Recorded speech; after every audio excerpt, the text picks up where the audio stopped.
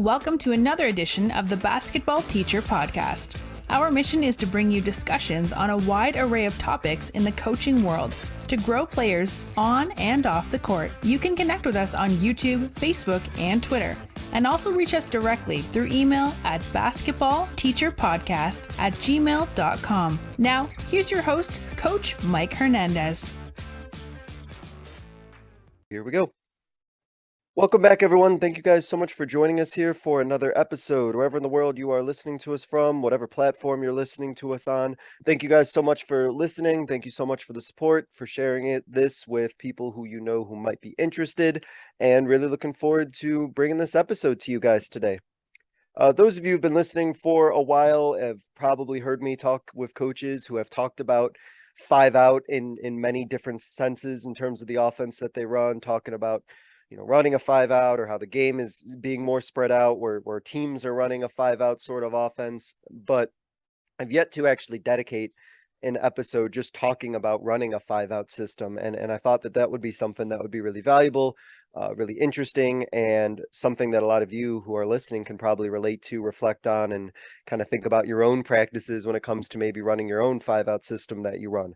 So that's what we're going to get into today. So if you run a 5-out, this will be interesting for you. If you haven't, I think there'll be some good stuff in here for you anyway. So I'm very happy to be joined by a busy man, a busy coach who actually, he just told me just got a new job as well, which is awesome. He's a head girls varsity coach. He's also an AAU coach out in Colorado.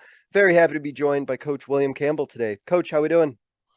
We're doing good. We're doing good. Thank you for having me. Yeah, absolutely. Really looking forward to this one, and looking forward to picking your brain a little bit about the 5-out offense that you like to run and are perhaps going to be implementing as you start your new position. But before we get into that, let's talk about yourself, your basketball journey, your coaching journey. Where's the game taking you? Where's your coaching journey taking you? And like we said, we know it's taken you to a new spot here recently. So can you go over what that journey's been like for you?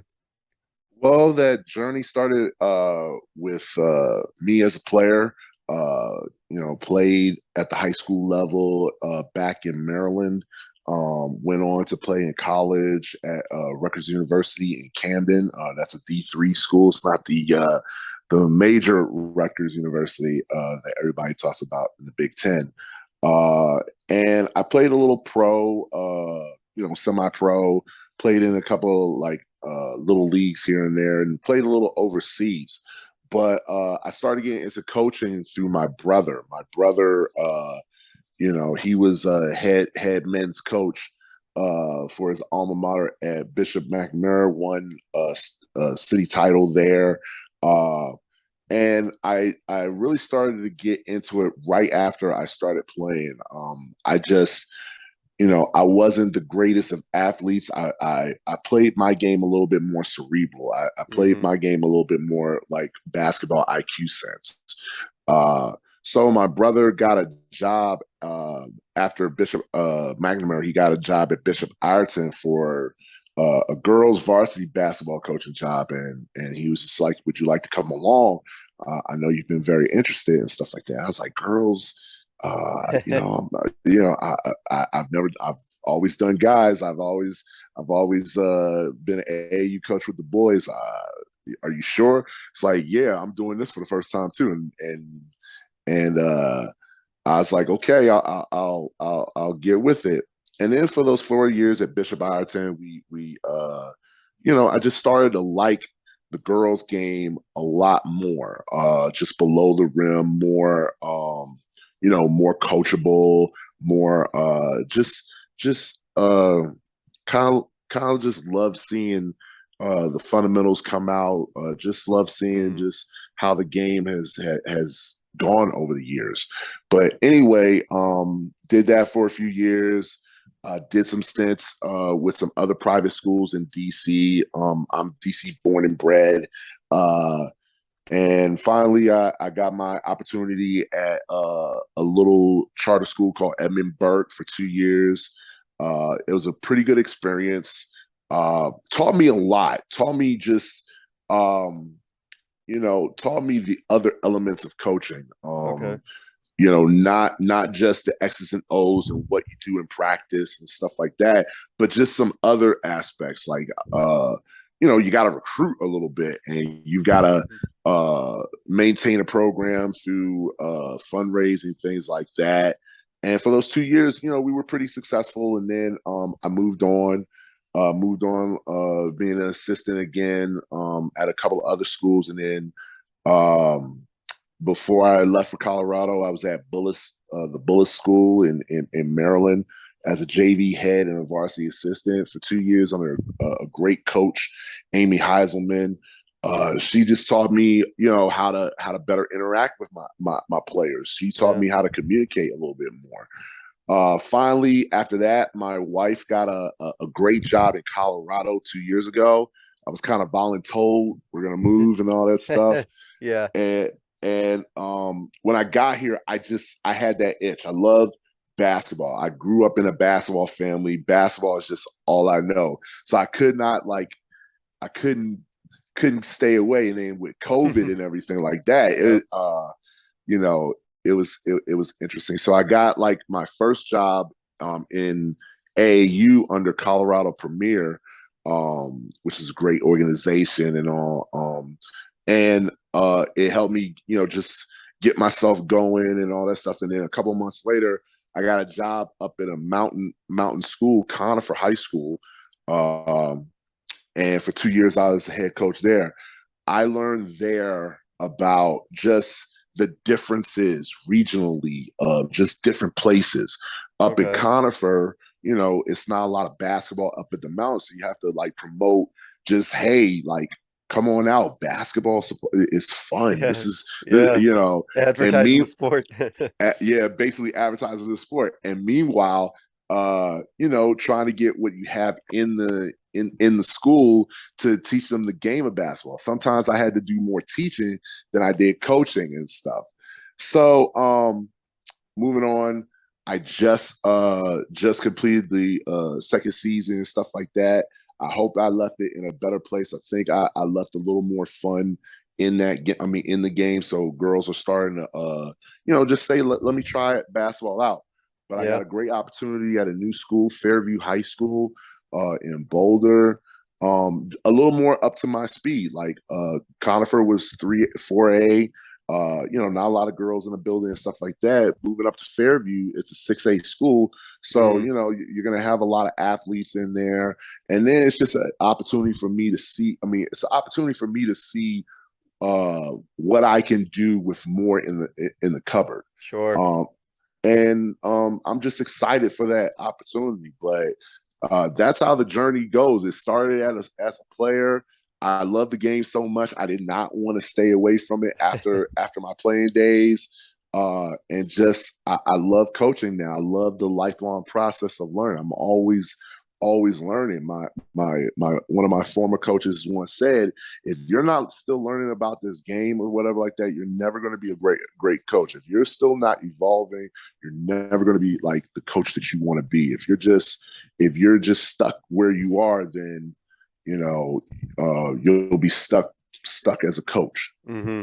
Yeah. Oh no, I couldn't agree more with that. It's a lifelong learning profession, that's for sure. And I will say I'm very happy to hear you champion the girls game as a girls coach myself. I always love when male coaches are willing to take that leap and try out girls and end up really liking coaching that side of the game, because like you said, which will transition to my next question, one of the things that I personally enjoy a lot about coaching on the girls side is, I think as you worded it, kind of like below the rim, and a lot of an emphasis on the more fundamental aspects of things, just kind of a different, more cerebral type of basketball. Not that the boys game isn't, but girls just provides a different challenge, I think, than coaching the boys does. And I know that something that is important to you as a coach is your focus on fundamentals and fundamental skills. So when you think about that aspect of your coaching personality, what fundamentals do you think are most essential for you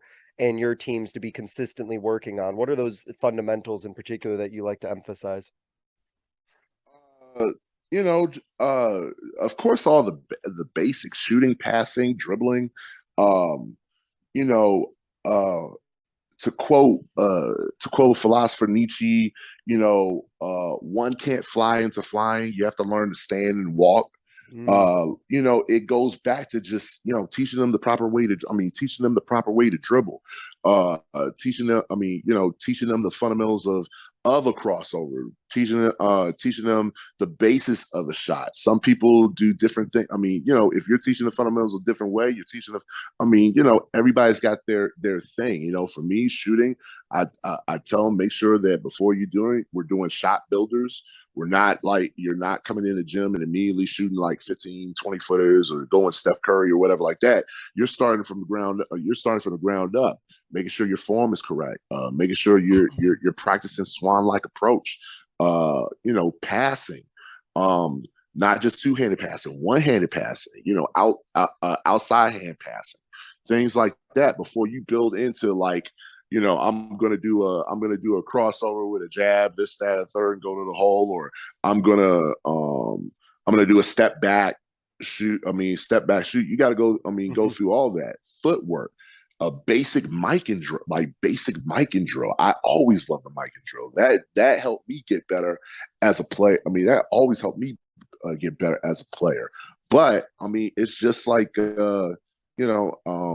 It's on my Twitter. I put the quote from Norman Dale Gene Hackman from the Hoosiers, focus on the fundamentals that we've done time and time again. And that's how I approach it. We're not gonna fly. We're going with the bait. We're going with the basics. And then when we get to those basics, we'll start to fly a bit. And we'll start to soar. But I try to do in all my practice, just going back to the fundamentals. Like even if it's a camp station, like even if it's station drills and stuff like that, just focusing on that. Like in that particular thing, if we're doing finishing, I make sure that we do different station drills, like mic in, reverse mic in, Chris Paul layup drill, which would be the X layup drill, and other certain things. So like fundamentals are important, and especially like I said, within the women's game, and stuff like that, but also for the men's game, but definitely for the women's game. That's how I try to focus on that. You focus on them every day. And I'm sure that was probably had to be a real high priority when you're at spots where you're just recruiting people to play the game to begin with and advertising the game of basketball, that the type of players you probably got needed just the fundamentals really, really emphasized in them if they didn't have a lot of exposure to basketball to begin with. Oh, definitely. Like at Conifer, like I said, a lot of these girls, the first thing I was like, tell me about yourself. What's your life been through, like through basketball and stuff like that? And they'll be like, well, I've only played with Boys and Girls Club or just a little feeder team, and the coach, taught us this, that, and third. But did he teach you how to dribble properly? Did he teach you how to shoot properly? Yeah. And that's what it's been like for the 2 years. Like I've had to have so much patience. That's a good word for it. Yeah. Just seeing like where it's coming from. And basically we've had to do like, listen, the key to dribbling here is one, keeping your head up. You gotta see what's on the court. Two, fingertips, and really pounding that basket, like really just going through that. We're gonna do A, B, and C, and then hopefully we'll start typing some. Three-letter words after that. And then just the process of shooting. I've had to tell like girls, like, listen, I gotta be honest. We gotta destroy your shot. We've got to like completely destroy your shot. Now, I'm not the greatest shooter, but focusing with the fundamentals on how, having space between space between your fingers, elbow to the rim, swan-like approach, pushing the ball, not just at a laser-like shot, but just having some art and all. Yeah. That, I think just being at Conifer, like it just showed me that how important building those fundamentals. Now, did we get great overnight? No, we were. I mean, this team was a 1-win team, but like I saw the improvement. I mean, I saw the improvement as it went along, and I'll go back to it. Just teaching the fundamentals takes patience. Sometimes everybody wishes to have that UConn basketball. I mean, UConn or South Carolina coming right in and stuff like that. But you just realize that what you see and stuff like that, you just like, okay, we got some work to do, and it starts just from ABC. Yeah. And I think that one of the nice positive outlooks you can take on that is if you are building, especially in fundamentals, at the very least, even as frustrating and challenging and time consuming as it may be, at least you know it's being done the way you want it to be done. And you don't have to, in some cases, I know you talked about it, but sometimes you don't have to have players unlearn as many bad habits maybe as players who maybe have a lot of experience but don't have good fundamentals under them. So there's kind of advantages and disadvantages of both. But I really like that emphasis on the fundamentals. They'll never lead you the wrong way. They'll never. So that's Definitely. awesome. So let's talk about the 5-out offense, Coach. What about running a 5-out system do you like the most? What kind of built that philosophy in you of wanting to be a kind of a 5-out team? Built upon me probably like I'm gonna say five, probably like 5-6 years ago, because I was still learning as a coach. I was just like, I had quick sets and stuff I ran that I liked from other coaches when I was playing and stuff like that. And then I just realized, wait a minute, I have to have my own identity, my own philosophy, my own thing. So when I was coaching at Bishop Ireton, I decided that after the season I was going to go into AAU, and I went to this AAU organization called VOGS, independent organization. And for a couple of years, I was head coach. For a couple of years, I was head coaching. But there was this one guy. He would always coach the 17 national team, and he's a great head coach. His name is Fred Priester. He's at Oakton High School. Has coached many years, still coaching there. And I had a chance to learn 5-out from him. I had a chance to learn 5-out from him. When I started to see it, it was interesting. It wasn't like he was drawing up, a motion, actual motion. Yeah. He was literally calling numbers. And for a year, I was like, the heck is he calling numbers for? And I was watching and during practice, and I was looking, and I was like, okay, he's calling numbers for different types of actions. And, like he was doing, all right, let's do all one cuts. And he was like, okay, one cuts. Let's do one cuts, basically basket cuts. Mm-hmm. And then he had like just two cuts, back doors. Like he was just putting numbers to it. Like he might say just one particular number, and the girls would just do that particular action.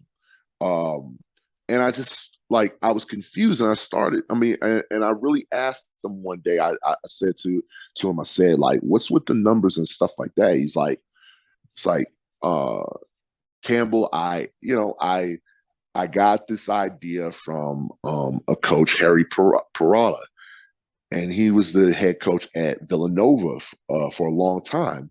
And he had this 5-out. He called it a 5-out, no mistake offense. I was like, no mistake offense. Yeah, he said literally, you can't make a mistake in this.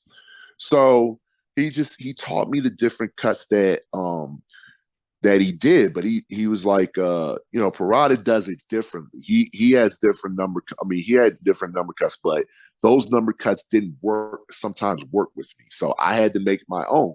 So he was like, okay, one cut is a basic basket cut. Two cuts are back doors. Threes are curl and replace. Fours are pick and rolls. Fives, fives are flare screen. Fives are flare screen. Sixes are dribble handoffs. Like he just went down this Yeah. line, and I started to pick it up after the year, and I was like, okay, let me try this with my JV team. I was like, okay, we're gonna learn this 5-out, and I kept it as so simple as possible. I said, we're just doing, okay, we're teaching first 1 cuts, 2 cuts, and 3 cuts, and that's all we did for like half the season. Then then later on I started to add as I saw them just pick it up a little bit more. And of course, teams are going to scout that and all that stuff. So we just, we kind of switched it up. But um after that, I started looking up Harry Parada and his 5-out offense. And I loved it to the core. Like it promoted Okay. just different. It promoted different cuts. It didn't put us into a set like 5-out motion where like I cut here, you do this, down screen here or whatever like that. No, I can name a cut. We're gonna do that. I mean, we could do that cut, and over time, if we get really good at it, we can just make it an option, like option cuts. And I really picked it up, and I felt that. I felt like, I didn't want to be compressed to just doing just one simple thing. So like that's how I learned that offense, and I appreciate Coach Priester for that, and I appreciate Harry Parada having the kind of the videos and learning tools that I could learn to do myself. Now I don't do the same stuff that they do. Like I said, to each his own, kind of to each his own. But I took those ideas from them. I took those ideas from them too, and just put it to my own. So let me pick your brain a little bit now. You see the numbers, you kind of see how it's implemented. You're ready to take it in and bring it into your own. What was the process for implementing that to your team? Did you find that that was pretty easy for them to pick up on? Was there any difficulties along the way? What kind of went into excuse me, implementing that and bringing that into your team once you started to buy into the 5-out idea? I I taught it as a whole. Um, I didn't break it down or anything like that. I taught it as a whole. Took some chairs, put them around in a 5-out, and started just saying, okay, this is what we're gonna do. We're gonna teach every single cut that we're gonna do here, and we're just, we did it as a whole first. And we just started with one. We started with just one cuts, and and once we got great at it, we moved on. We try to do it we try to teach it as a whole, and then we can break it down. We can break it down. Um, it it was simple. They started to get it. The only things that I really like told them, like, when we cut, we're face cutting. We're kind of giving a move, and then we're face cutting. We're face cutting all the time. I think teaching the basic cuts was easy. It was when we had to do dribble handoffs. And that, to my day, still, I taught it one way, and then during my AAU season, my assistant coach, made a suggestion. Why not do it a different way? So the original way that I did it as Mhm. a dribble handoff. Okay, you're dribbling at the person, and you're dribbling at the person, and this is going to be hard because like I'm not showing it, but Yeah, yeah. you're Follow up. dribbling at you're dribbling at the defender. You come to a jump stop, and basically you let out the ball. Uh, you let out the ball, hand off, and then once you hand off, you fade. You fade into that person's spot. Okay. And the problem was when I looked at it from a conifer sense, a lot of them forgot to fade, and a lot of them forgot to fade, or they would just they would be kind of like stagnant about it. So he just told me, like, all right, the next time you hand off, have them have the person handing off float to the corner and let the corner lift. And when I started to see that, I started to see a little bit more fluidity into our dribble handoffs. And he said, I'm like, what happens if, they're not in the right spot or whatever? You said it was a no mistake offense. I don't think there's going to be a mistake in this. They might be in a different spot as far as that 5-out, maybe a little bit above the free throw line, maybe a little bit below the free throw line, but it'll still flow. So then when I started doing my AAU season, with some eighth graders that had like the skill to do it, I was like, oh man, this is more free flow. This is more flowing. This is more going. They're getting down they're getting down, they're getting downhill a little bit better. We're not like being stagnant or anything like that. It's just everybody replacing. Um, we just said to them, like, the only mistake you could ever make in this we said like a couple things. Only mistake that you could ever make in this 5-out offense if you don't go hard, if you don't cut and replace hard. If you don't do that, that means we're stagnant. Another thing is in a 5-out, I said before, the key to a 5-out is doing something for someone else. And what I mean by that is just when you make a pass, you're doing something for someone else, whether it's a hard cut. It might not get you open, but it might get the next person open. If you're doing a pass and a screen and roll, you're doing something for someone else. That's how a motion goes. You're literally doing something for someone else. And it might not be you that gets the bucket. It might be the next person or the next person, as long as you're free flowing, but you have to do something for someone else. If you just pass and you're just dancing around and stuff like that, you're being stagnant. And then also probably the biggest thing was teaching them what happens when you're in double gap. Sometimes our girls would pass very quickly. Like if I'm trying to do a 3, they pass, and the next girl isn't looking at the 3 cut. They're just passing, and they're going to do a 3, and they're going to do a 3 cut. So it leaves this whole area open and stuff like that. And we try to teach them. We try to say, like, you have to look at that.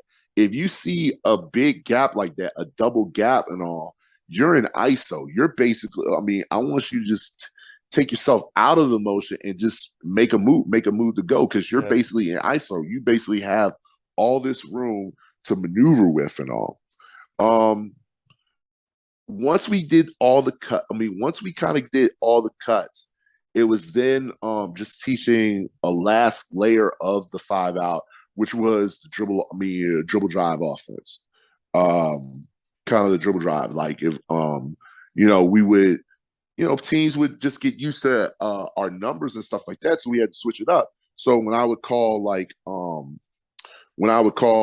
Nova, that was our dribble drive. So we would just pass and dribble drive. Trying to keep the 5-out going, having them loop and having the others replace and stuff like that. So I think teaching it as a whole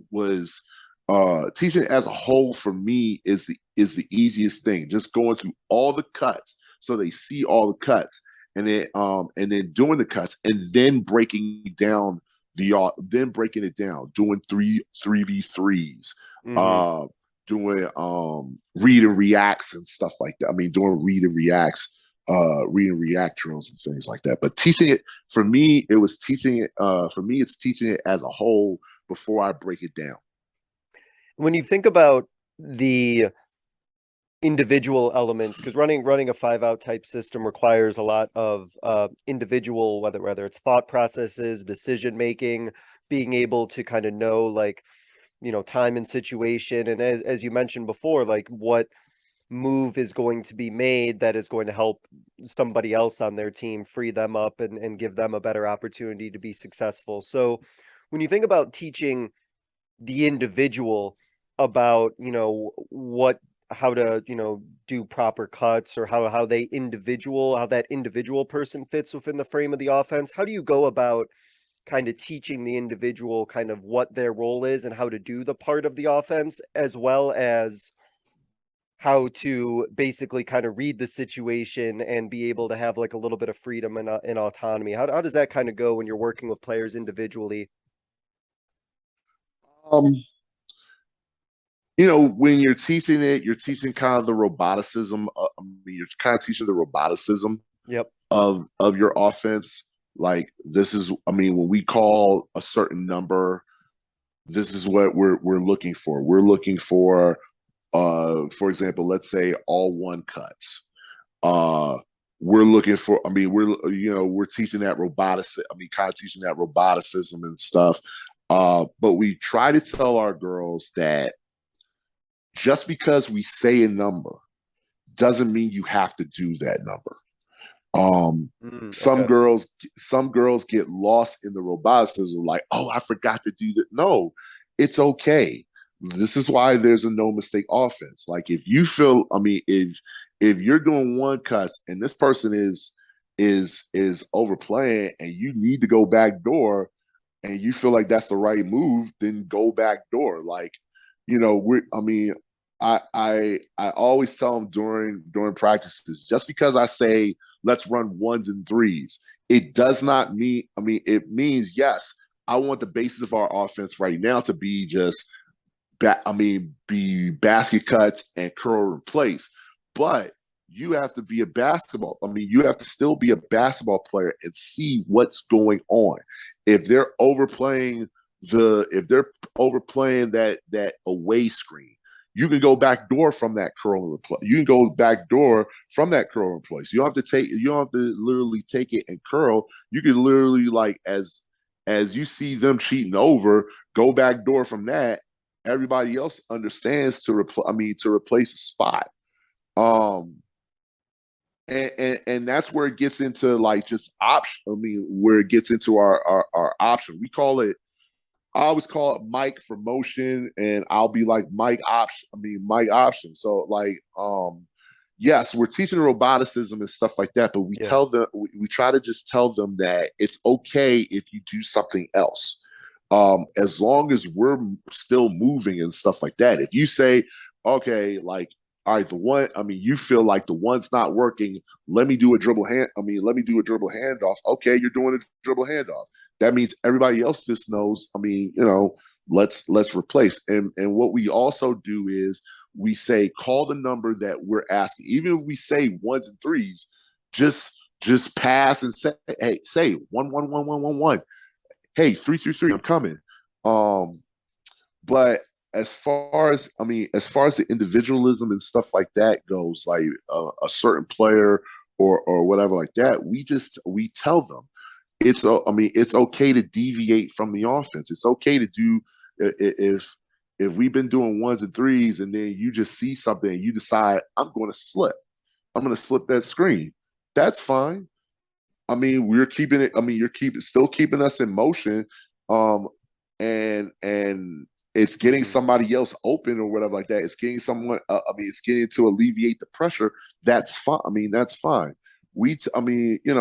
I try to tell them like, you're still a basketball player. You're still playing basketball in this offense. We're just, yes, we're structuring. Sometimes we might just say, these are two particular cuts we want you to do, or we might want you to do that. But it's okay to deviate. It's okay to deviate Do as you long as you're. Go ahead. I'm sorry, I didn't mean to cut you off, but I was curious if you, as you're thinking like with your players, do you have certain players who it's like, hey, like I don't really want you to be deviating. I really want you just to be focusing on making these motions, and other players maybe you give a little bit more autonomy to, or is it just kind of more of a situation where like everybody more or less has like the same opportunities to kind of like read and assess what's going on and make a decision if they feel like it's for the betterment of the team? Probably the only thing that we like probably like create a role for is when we do four cuts and that's screen of rolls. We designate maybe two people. We'll designate two people. We usually designate the post player. We'll designate our quote unquote post players, and we'll say you're designated for. We are doing ones and fours, basically uh, cuts and basket cuts and screen rolls, and they're the only two people that are to do it. We never tell everybody to do a screen and roll. We basically designate for the. I mean, we basically designate, and then we have a rule where you don't for another four. Where like if these two designated fours, if I pass to a person that's designated four, they are not to screen each other. I mean, the logical thing is to just cut, just basket cut. Right. That's probably the only sense of if you're saying role. I mean, if you're saying role, a role player or staying to their particular role. No, we want them to feel like you can do a certain cut. We want to feel like every person on the team is a shooter.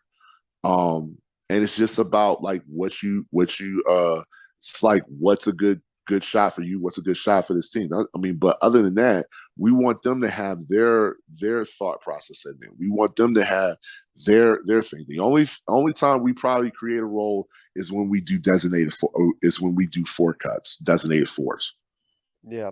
So I think that's creates probably, and you could speak to this maybe a little bit of more buy-in in terms of like they know these cuts, but they also know that there's enough trust that you have in them that like they can make a decision and do something and be basketball players, like you said, if they feel that there's something out there on the court for them to exploit. So I imagine that kind of helps them know like, coach trusts me a little bit, that if I'm seeing something that I have that like power and that ability to, make whatever that move is or make that decision, if I think it's for the betterment of the team.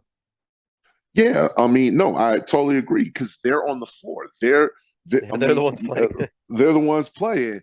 I'm just someone that I mean has a different perspective. I mean, has a different perspective, and I can tell them what I think or whatever like that. Was this advised? Was this ill advised? But literally, they're on the floor, and I have to trust their decision. I mean, I have to trust their decision making. Um, there's times where we'll go back and we'll be like immediately, like if it's in a game, we'll be like, hey, what you think? I mean, tell me why you did that. Yeah. And in hopes that they'll tell me what's going on. And then like after the game, after a game, we're in the film breaking it down and stuff like that, and we're looking at it from both of our perspectives, from the player's perspective and from the coach's perspective. But I mean, I try to get them to. I mean, my thing is confidence with them. This is a confidence game. And if they don't have confidence in what they do, they're never. I mean, it's never going to be successful. They're never gonna try something or whatever like that. They're gonna back off of something that, like, literally you think they can do and stuff like that. So I mean, with the 5 out with this, I just try to preach just let's run the motion. There are no mistakes. The only mistake you can make is it's just not moving. It's just not replacing. Or if you're trying to get open, doing the dance to get open instead of just saying, hey, let me go back door and let somebody else take my place so so we can get this thing going. So yeah, for me it's about like I want to give them the freedom. I want to give them the freedom to play basketball and the freedom to make their decisions. And then we can always go back and be like, well, this maybe was not the right idea. Oh, this was a great idea. Yeah. No, yeah, and that's one of the interesting and pretty cool things about like kind of like a 5 out offense is that it's never necessarily run the same way like twice, depending on who it is that you're playing against. There's always like different things to tinker with or look at, and then there's a lot of fluidity and a lot of variability that could perhaps come out of it. And one of the things I like about that is that could also lead to situations where it's a difficult offense to stop. And I know you mentioned, and I'll let you elaborate further on it, that as I was thinking about what do teams try to do to try and stop the action, stop the cut, stop the movements that take place within the 5 out. You mentioned, right, that one of the things you really like to go to then is your dribble drive. Mm-hmm. So with that, when do you as a coach what is kind of the moment when you're in a game when you're like, okay, we need to go into our dribble drive? What do you kind of see as you're coaching in a game that kind of puts that light bulb like, all right, it's time to go into this next counter? Um, you just like you're seeing like how the game is. You're seeing how the game is playing. First of all, like, all right, how are they handling away? Like for example, how they handling away screens? Are they are they literally switching so we can just be like, all right, let's do threes and sevens. All threes and sevens. So if you see them like switching on those screens, switching on every screen, just slip.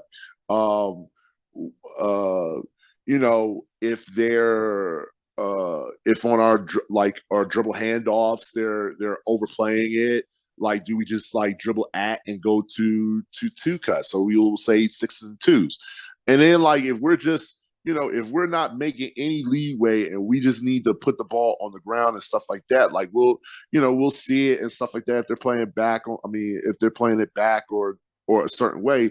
What I love about this offense is I can call the numbers during the game. Like I called numbers during the time. I could just be like, all right, here we go. We're doing ones and twos. They're doing ones and twos for a while, stuff like that. All right, let's switch it on them. Let's go all sixes, all sixes. So then like they're just dribble handoff in. And then like if I see something, I'll be like, all right, Mike, Nova.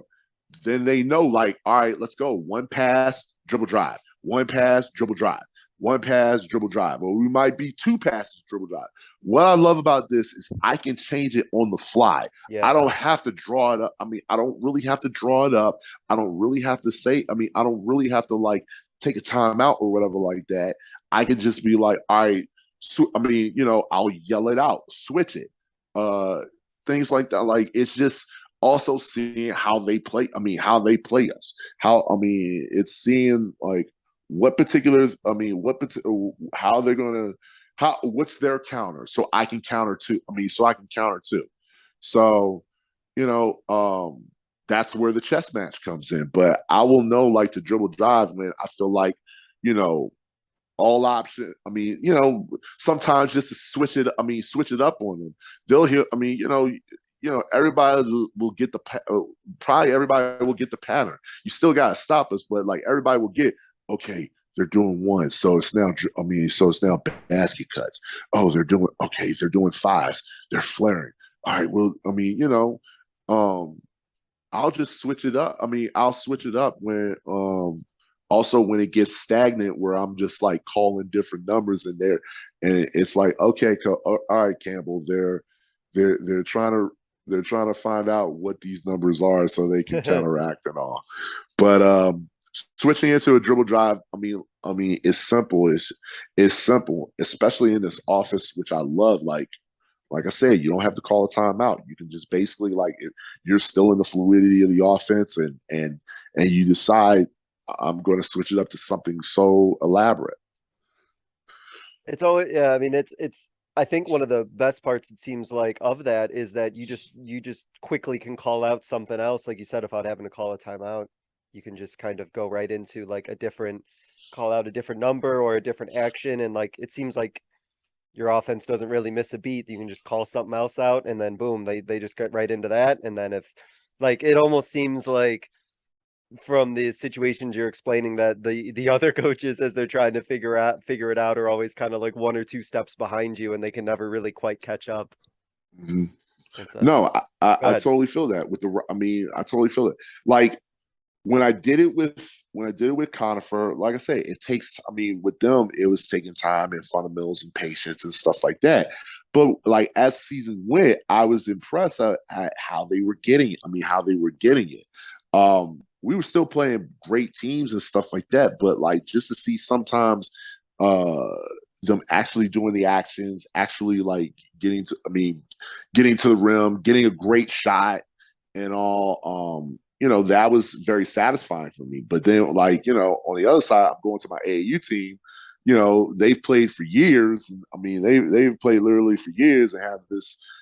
Even for eighth graders, they have all this experience and stuff like that, and then just seeing it from a different way. Like this is how this is how really it should be run. They're listening. They're listening for the count. They're listening for the counters. We're looking. They're listening for like, what do we do to set? What are we doing as far as it goes? And then seeing them switch it. Like I've had time like during this last part, the July period, where the July period where you probably see everybody's best, has Yeah. been fun. Just, just seeing how this offense goes and seeing the fluidity, and then seeing what happens if someone takes something away and what do they do. And then it's been great at the end, just seeing them just go into option. I mean, go into option, just doing their own thing. Yeah, that's it's really nice to just see it when it's almost like seamless and you just see all these different actions and all these different things happening. It's just like, wow, it's like when you see it at almost like its peak efficiency, right? Like this is nothing better than just like seeing all of this kind of happen. And it seems like it's super in some ways. I think what I really, really like in terms of 5-out offense is from the outside, if you're not too familiar with it, it could Mhm. look like super complex and it could look like there's all this different stuff happening. And it's like, how do the coaches even like keep up with all these different like numbers and call outs and actions? But then once you start to really get into it, you realize that it's not maybe as complex as it seems from the outside looking in. The more and more you get into it. Was that kind of your experience with it once you started learning like all the individual like pieces and elements to it? Yeah, it really was like when Priester broke it, like when Priester broke it down for me and everything, and then I started to see it with his team. He ran it with his AAU team and his high school team. So like I had chances just to come to see what it was like. So I was looking from the stands. I was looking from that stand. I was looking from the stands.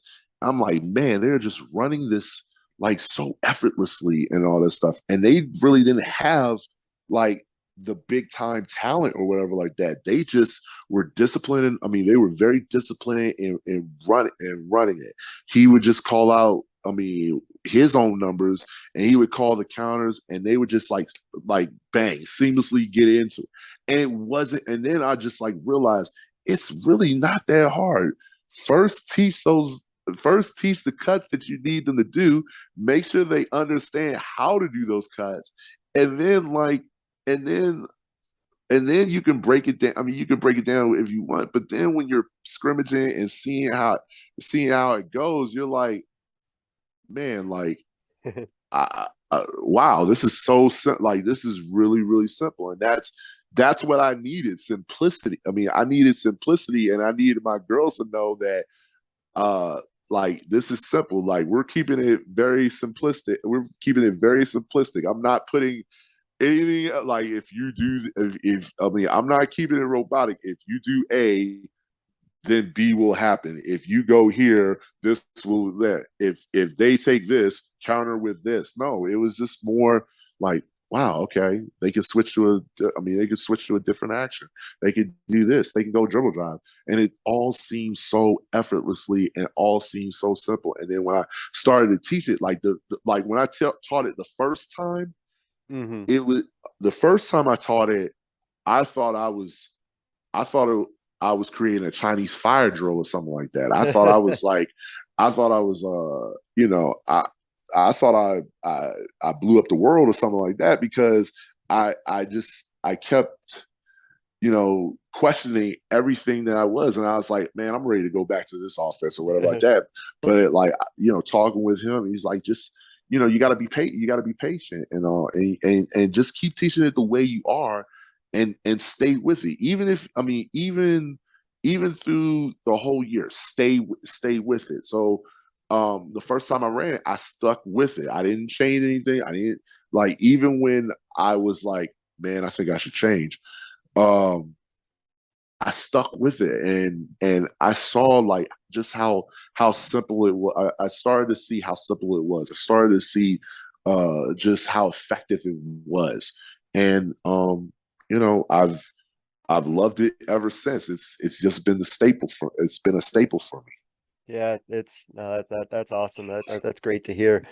You talked about I remember face cuts was something that you mentioned about, and then that's something that was important to you. And I know that in a 5-out offense, and especially the way that you like to run it, cutting is really important. So I wanted to ask specifically about what goes into an effective cut.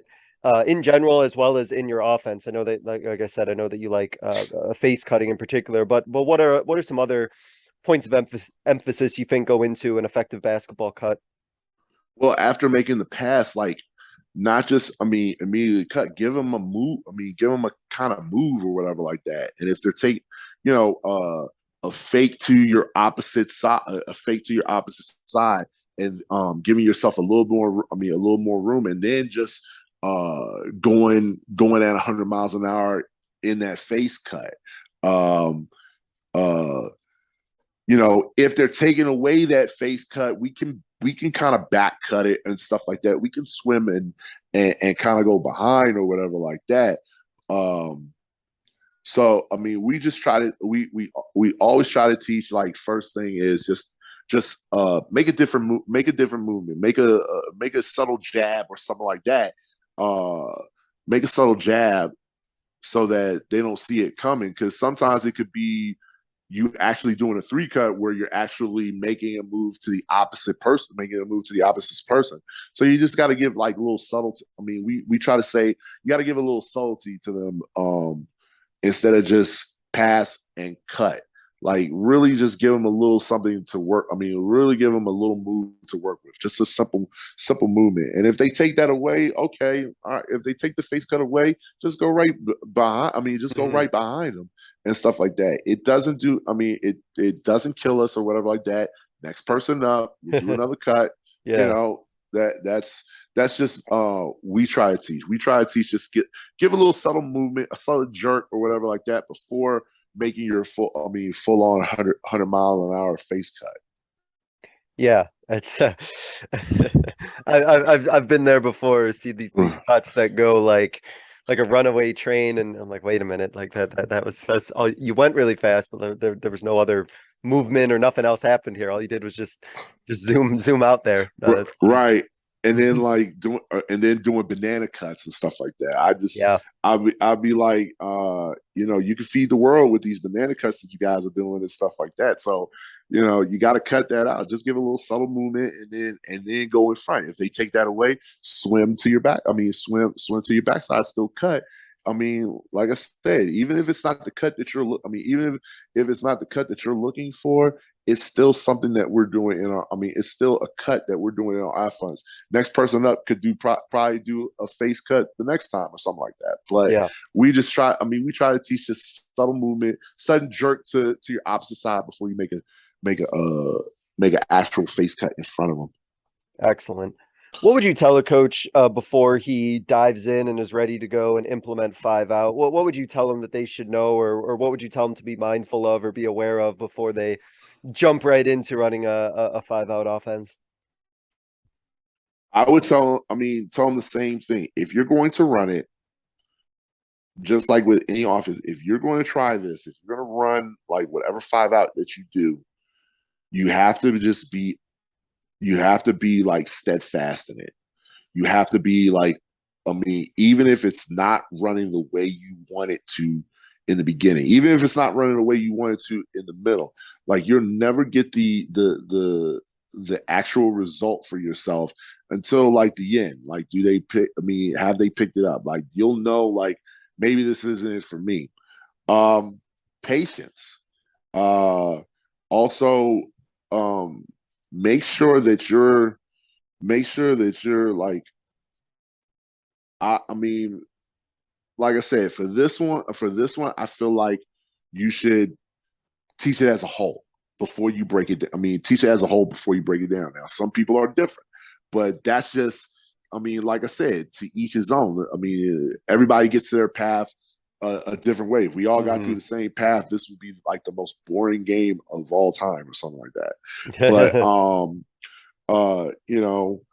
and then just teach them teach them how you want them to do. Do it. Like I said, I didn't take everything from head coach Priester, and I didn't even take everything from the man that invented Harry Parada. I didn't take everything from it, but I took little bits and pieces, and that worked for me, and I took out the pieces that didn't work for me. Like, you don't have to do it just like the person or whatever like that, and just like the person that invented it. Not everybody probably runs the triangle offense the same way. Not everybody runs the flex the same way. The same way. Everybody's everybody's evolved, grown, made it their own and stuff like that. But just and then just go. You break it down through situations. Like I said, like when we do drills and stuff like that, yeah, we do 3-on-3s, and we tell them when we play like 3-on-3, we say we want you to use Mike principles. You figure out what cuts you want to do, and then we do certain stuff like read and react. Like we'll break down the threes. You're coming off the curl screen. React to what they're doing. Are they overplaying that? Go back. Are they suddenly overplaying that? Go back door. Are they? You know, are they if they're following you, you got them beat the spades. Just just the differences, but just be if you're going to do it, be steadfast with. Be steadfast. Be disciplined enough to run it and see it through. And then if it works, that's awesome. You got something in your arsenal. If not, you go back to the drawing board. You go back to the lab. As you mentioned, you are taking on a new role in a new position this coming year. Are you, with the time that you have available, because my understanding is time, it might be a bit of a time crunch. Are you looking to jump right into the 5-out as you ran it? Are you modifying it in any way? What's kind of your goal as you think about this upcoming season with the 5-out? No, as is. Yep. We're just gonna have to have a major emphasis during the preseason to really implement it and stuff like that. And some good things are I have uh we have video on it and stuff like that. So like game film is gonna help. Game film is gonna help. And just breaking it. Just like I said, I'm not gonna change it. I'm not gonna modify it. I feel like you can learn it very quick. You can learn it very quickly. Um, um, the discipline. For me, it's going to be about being disciplined enough, and that's going to have to come. That's going to come. But the thing is, when you're hired at this late in the game and stuff like that, you wish you had like uh uh uh you wish you had a summer to get with them and teach them those philosophies and stuff Sure. like that. It's just like I said, I got to go through the status quo. Um, we'll try and implement it during some workouts and stuff like that, and we're gonna do some we're gonna do some fall league, which is good, where I get to see the girls and teach it kind of on the fly. And then as the season gets closer and closer, then I'll really take an emphasis on really teaching it. But no, I'm there's no modifications or anything like that. I feel like this is a simple offense for these girls to run. I feel like it's a simple offense for anyone to run. Mm-hmm. Um, Even in the time constraints that I have. No, that's great. I like that too. Just jump right into it, get right into it. It's kind of the best way to kind of establish your mark, sort of thing, about what you're about, what you believe in philosophy wise. Like, hey, we're going right into this. We gotta jump right in and make this happen because we don't got a lot of time. So here we go, sort of thing. And Right. I like that a lot. To wrap up, Coach, there's a couple questions that I ask every guest. So I'm going to go ahead and get started here with this first one. Thinking back on your coaching career, and I know there's been a lot of stops along the way, kind of a world traveler almost. It seems like, with all the different places you've been. What is a coaching moment from your coaching career that you think others listening would be able to learn from? Uh, Learning that, for one, learning that uh, situations are different. Like I said, I came from. I lived and lived and breathed DMV ball. Like basically, everybody was a gym rat. Even if you were playing another sport, everybody was a gym rat. So like you got used to I got used to the just how the game was, how everything was, and all that stuff. And then I come to Colorado, and basically I had to learn to learning that, like, when you're coming in a situation where, you're building up something, you have to Yep. taper your expectations from your last. You have to sometimes taper your expectations from your last coaching job, or from where you were. Situations can change. I mean, situations can change. Um, just like in being, I mean, also like being a teacher, you're not teaching, everybody at the same level. You got lower level, higher level, mid level, or whatever like that. But coming into a place where I had to literally teach remedial basketball and stuff like that, Mm-hmm. I learned a whole lot of time, whole lot of patience. I learned how to teach the game, like, even more to being fundamentally sound. um like, just learning, I mean, like, that was the biggest thing I had to learn. Just, I mean, a different situation. I mean, learning the different situation that you're in. Yes, you want to be successful. Yes, you want your program to be successful. But, just like anything, like, if you're replacing I mean, if you're usually, when you're replacing somebody, you're replacing somebody that, you're replacing somebody that got, literally got let go, and they're looking for a new direction and stuff like that. And that means sometimes the talent isn't going to be there. So, just learning patience. I mean, just learning more about myself, tapering my expectations, and really teaching the fun. I mean, really getting into the teaching aspect of teaching the fundamentals and stuff. That's what I learned. Like, just from going from one spot to another. Yeah, you never kind of know what you're going to need to be teaching or what you're going to need to be doing when you get into that new spot. And I always liked to get into a position of when you have to coach or teach the fundamentals. It really makes you think about the way that you as a coach kind of deliver instruction and the way that you teach things, because you do, as you mentioned, you really do have to like break this down. You do really have to think about the words you use and make sure that it's precise, the language. And it's a really unique challenge that I think does a lot to make you as a coach kind of think about your coaching practices and how good you are at explaining something if you're able to simplify it enough that like it makes sense and is still like an effective coaching practice that's teaching the players something. No, that's Right. awesome. Right. To wrap up, Coach, I give every guest what I call a 60-second soapbox. It's kind of your platform to get out your final thought, a closing message, a closing idea, just something that you want to kind of leave the listeners with. So it's going to be kind of open up to your interpretation what you want to talk about. So I'm just going to kind of give you the stage here, and I'm just going to kind of let you have at it, Coach. So go ahead. All right. First, shot clock for every high school state. Second, AU and high school teams need to work together.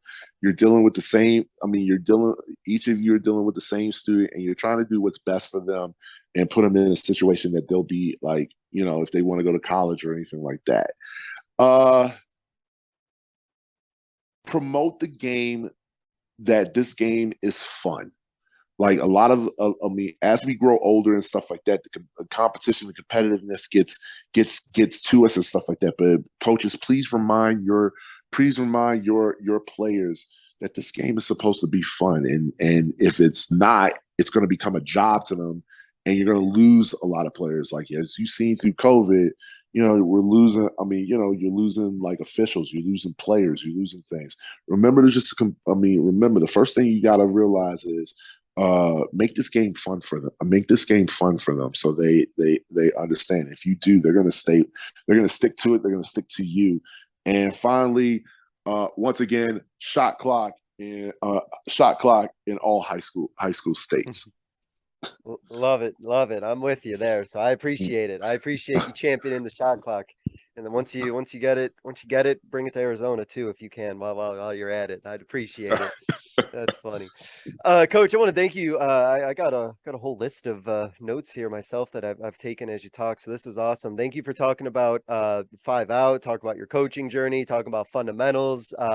This is really good and a lot of stuff to think about and reflect on. So appreciate you coming on to talk about it, and best of luck on your new stop. I look forward to you jumping right in with the 5 out and making things happen over there. So thank you, Coach. Really appreciate you coming on and spending some time talking to us. Thank you so much. I appreciate it. Awesome. Thank you guys so much for listening. This was another edition of the Basketball Teacher Podcast. We will see you guys next. Thank you for listening to another edition of the Basketball Teacher Podcast. Make sure to connect with us on YouTube, Facebook, and Twitter, or reach us directly through email at basketballteacherpodcast@gmail.com. Take care, be safe, and we'll see you next time.